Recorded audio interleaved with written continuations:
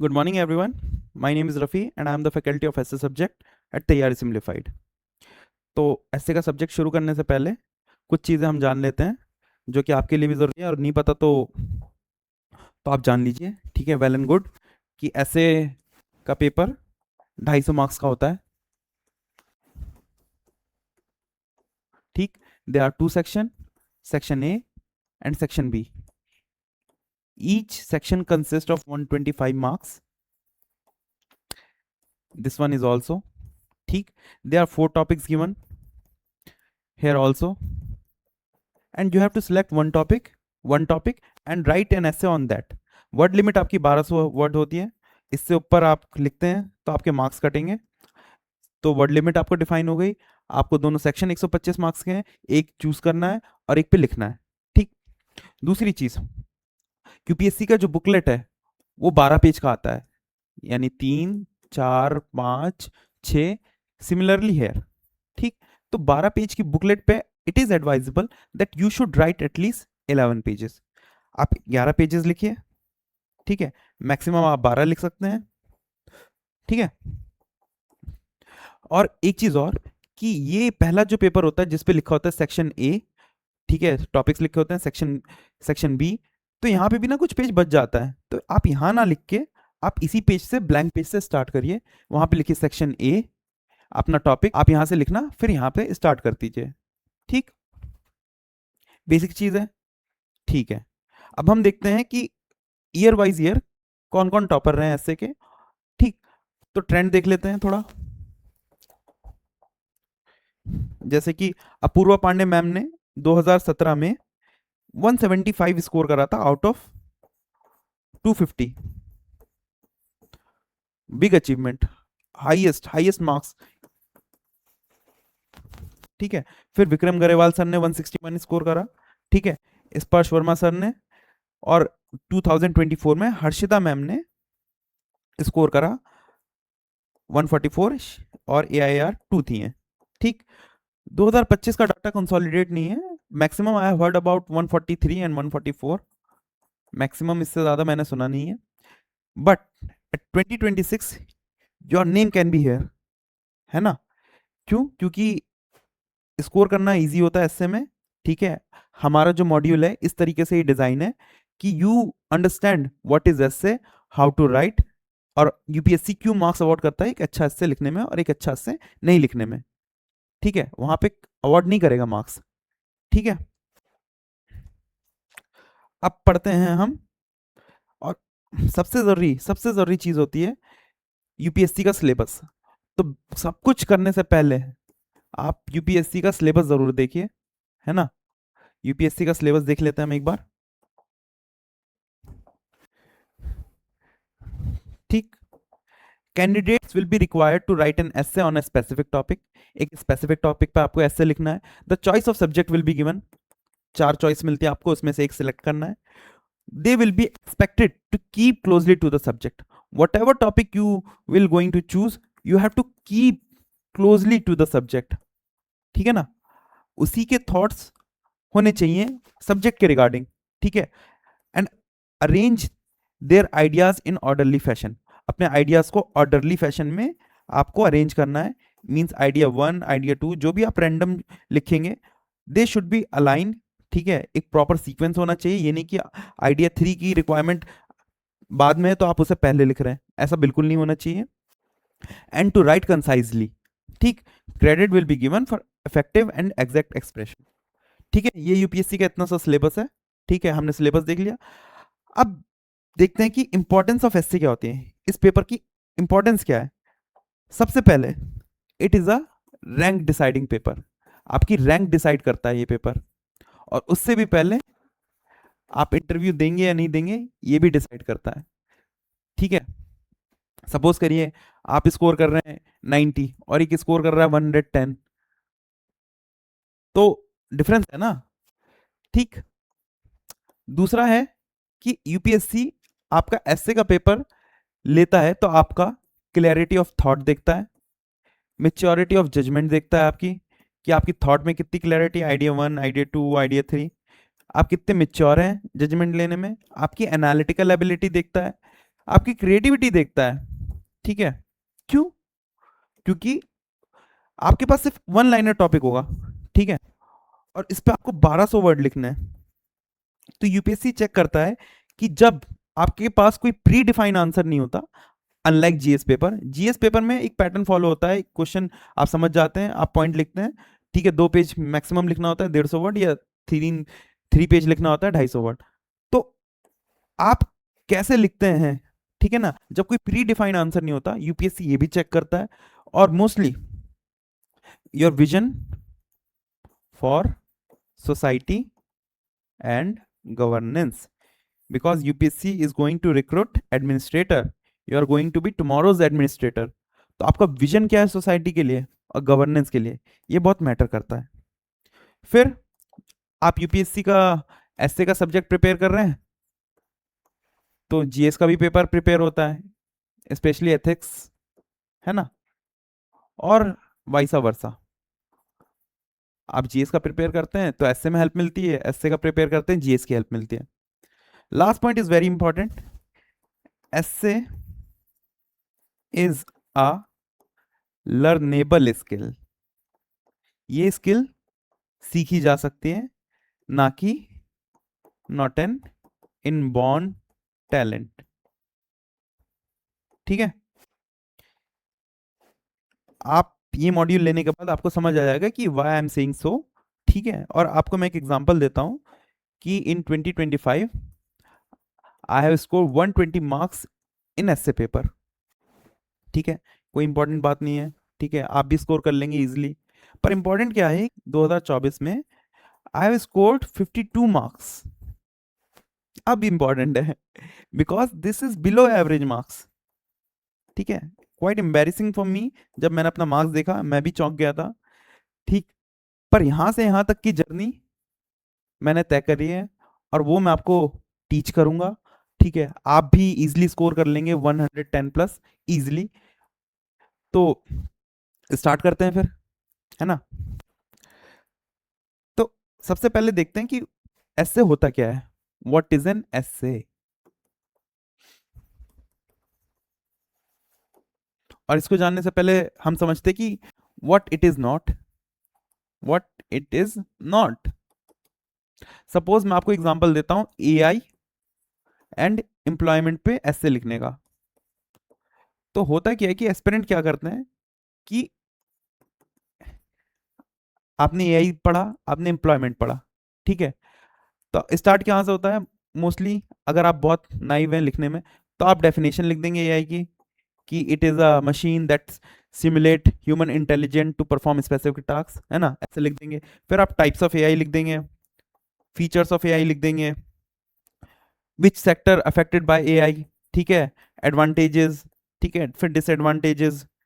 फिर आप लिखेंगे नेशनल और इंटरनेशनल लेवल पे इनिशिएटिव क्या चल रहे हैं, ठीक है, वे फॉरवर्ड लिख देंगे और कंक्लूजन लिख देंगे। ऐसे करके आप अपना जीएस को स्ट्रक्चर करेंगे। पर ये बिल्कुल ही गलत है। The reason being is that कि ये बिल्कुल जीएस के आंसर जैसा है, और ये जीएस का आंसर तो होना नहीं चाहिए, ये ऐसे का पेपर है। तो देयर इज अ डिफरेंस, ठीक है, ये बिल्कुल परफेक्ट जीएस आंसर जैसा लग रहा है, आपको एग्जामिनर अच्छे मार्क्स दे देगा।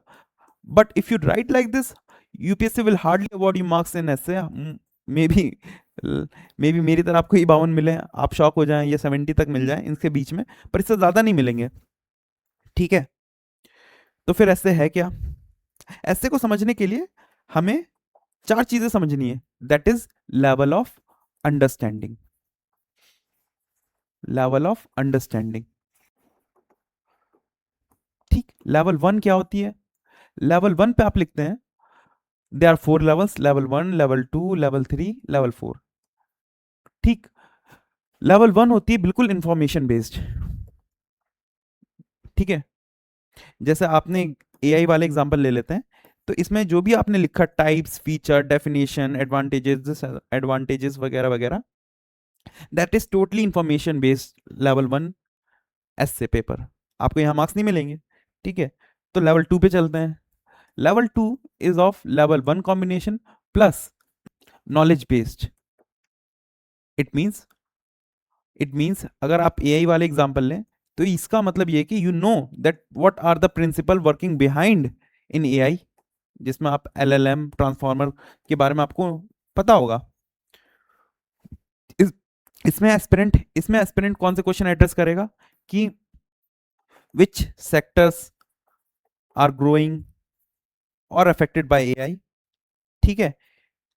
इसका इम्पैक्ट क्या होगा इकोनॉमी में, impact on economy, for example efficiency बढ़ी, प्रोडक्टिविटी बढ़ी, ठीक है, जीडीपी बढ़ी, पर कैपिटा इनकम बढ़ी। These type of question will be addressed here, but it will also not going to fetch you marks. Hardly you will score 70 to 80, इससे ज्यादा marks आपको नहीं मिलने वाले, ठीक। पर level three is quite interesting. From here UPSC जानता है आपकी थिंकिंग को और आपको अवॉर्ड करता है marks. It is the combination of level 1 level 2 plus critical analysis. This is the important part. इस पार्ट को यूपीएससी अवॉर्ड करता है, क्रेडिट देता है। तो यहां पे आप कौन से क्वेश्चन को एड्रेस करेंगे ऐसे में, for example will AI increase unemployment, है ना, क्या एआई अनएम्प्लॉयमेंट इंक्रीज करेगा, क्योंकि एआई जो है it will replace lakhs of worker, तो ऑब्वियस सी बात है कि अनएम्प्लॉयमेंट इंक्रीज होगी किसी सेक्टर में, ठीक है।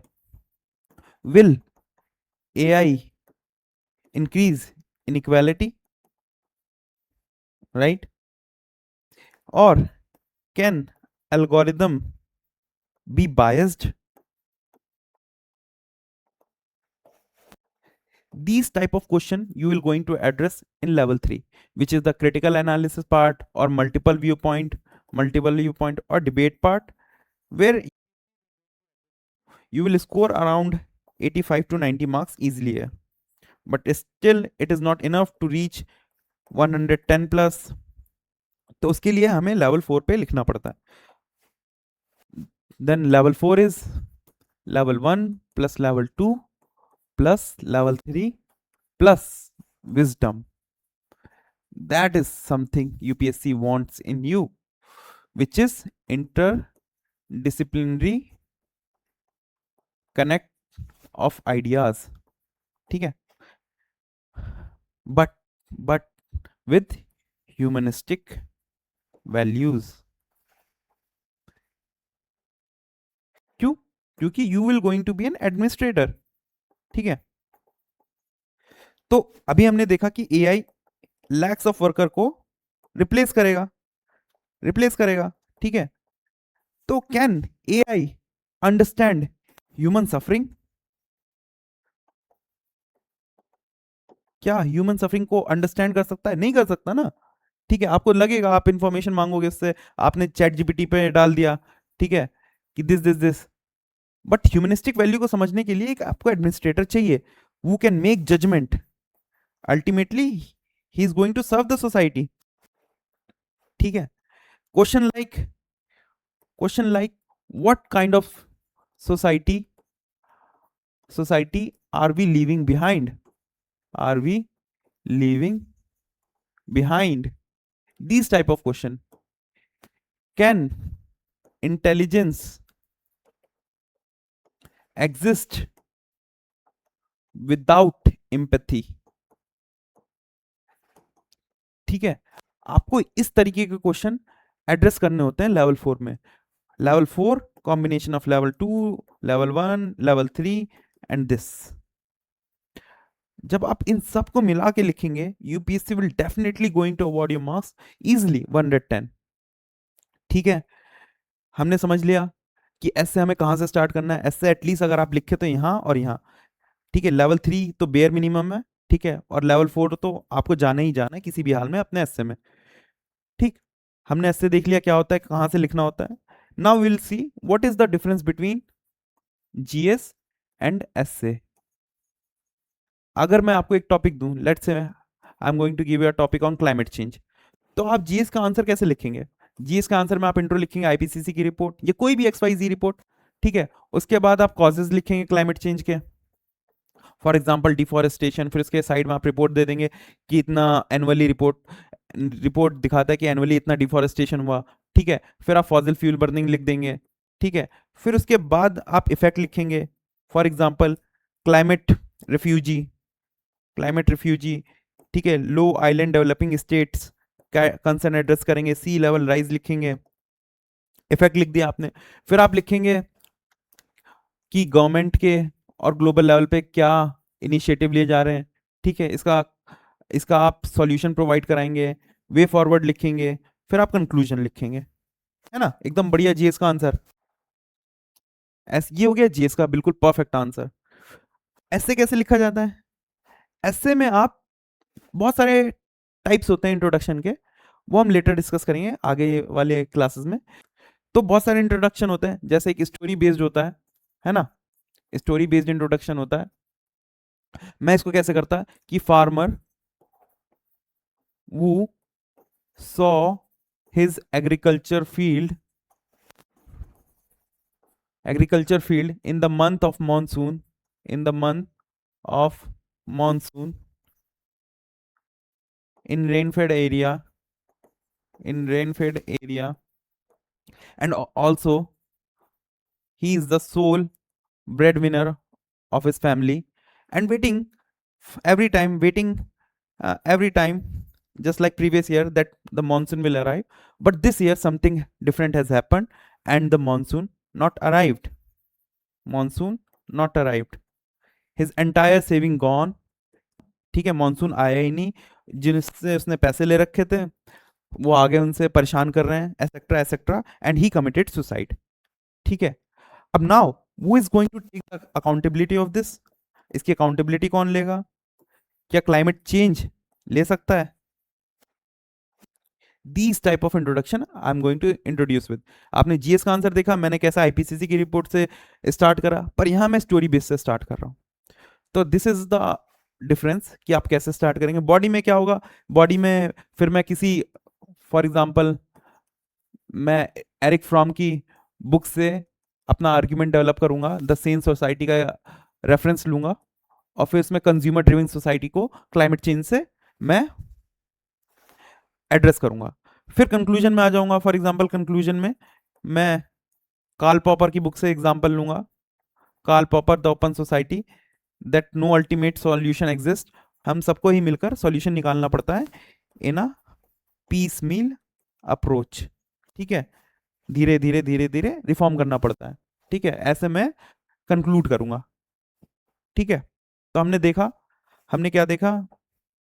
हमने एसे देखा, सिलेबस देखा, इंपॉर्टेंस देखी उसकी।